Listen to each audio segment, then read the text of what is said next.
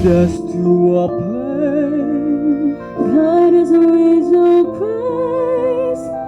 Give us faith so we'll be saved. Maikli at taimtim na pagbigay-pugay ang inialay ng mga empleyado ng Kapitolyo ng Camarines Sur alas 8 kaninang umaga para sa namayapang kongresman at gobernador na si Luis R. Villafuerte Sr.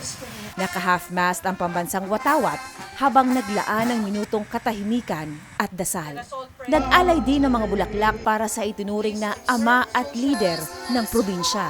Ginibota lang sa esperso kang mga department heads, tangharig nga ning magtaoning paggalang, asin pagpahiling kang sa tuyang dakulang pagkamuot sa tuyang nawara na ama kan probinsya kan Camarines Sur. Bagamat nalulungkot sa pagkawala ng dating boss, masaya namang inalala ni Jeremias Epres ang pinagsamahan nila ni LRV na umano'y istrikto sa trabaho, ngunit mabait. Nag-apply ako sa kanya, personal sa bahay.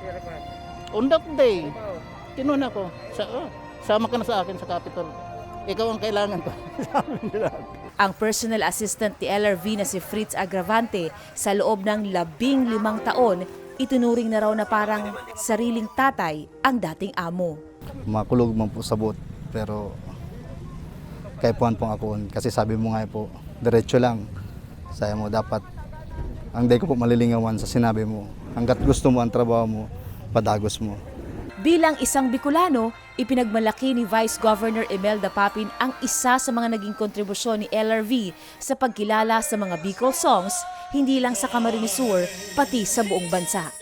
Saro yan sa napakalaking project na hanggang ngunya minamana ng ating mga empleyado, digdi sa Kapitolyo. Mabalos. Kasama ring nagbigay-pugay kay LRV ang representante ni Major General Henry A. Robinson Jr., Commander 9th Infantry Division Philippine Army na si Colonel Tommy Diliva.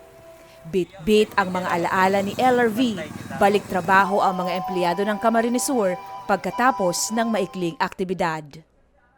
May Dimaano, Camsur News.